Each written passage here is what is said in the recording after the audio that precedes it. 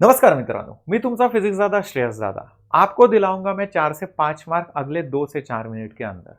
ये चैप्टर जो है ऑसिलेशंस का आपके 12th बोर्ड एग्जाम के अंदर आपको बहुत अच्छे नंबर दिलाएगा। एकदम स्वीट सा अच्छा चैप्टर है। मैथमेटिकल अंडरस्टैंडिंग अच्छी लगती है, बट एक बार आप मैथमेटिक्स को समझ लेते हो, ये चैप्टर बहुत आसान जाता है। ठीक है, यस फॉर्मूलाज काफी ज्यादा है, बट आप रिलेशंस को समझो। जो लीनियर एसएचएम में होता है वही एंगुलर एसएचएम में होता है, और उसको कंपेयर करो यूनिफॉर्म सर्कुलर मोशन से, तो और भी बढ़िया तरीके से आपको समझ में आ जाएगा।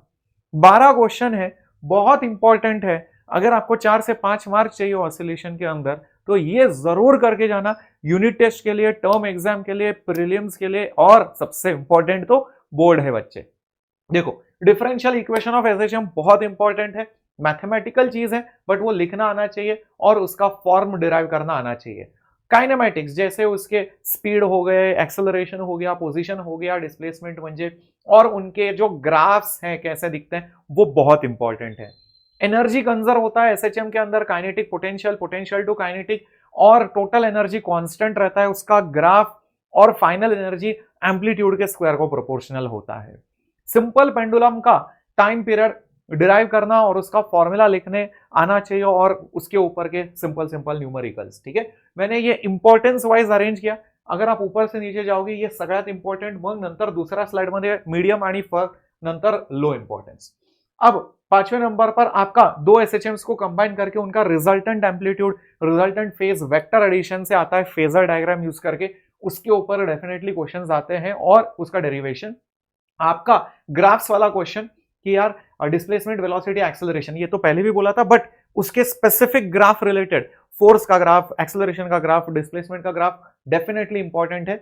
और अगर आपको ग्राफिकल्स के ऊपर और भी जाना है, तो इसके representation of displacement, velocity, acceleration with position, हे सगळे पण बहुत इंपॉर्टेंट है, क्योंकि सिर्फ टाइम के साथ नहीं, पोजिशन के साथ वाले ग्राफ्स भी बहुत इंपॉर्टेंट है। सिंपल पेंडुलम के laws of simple pendulum formula पता है तो लॉज अपने आप आ जाएंगे। ये छोटे मार्क्स के लिए आएगा, बट इंपॉर्टेंट है।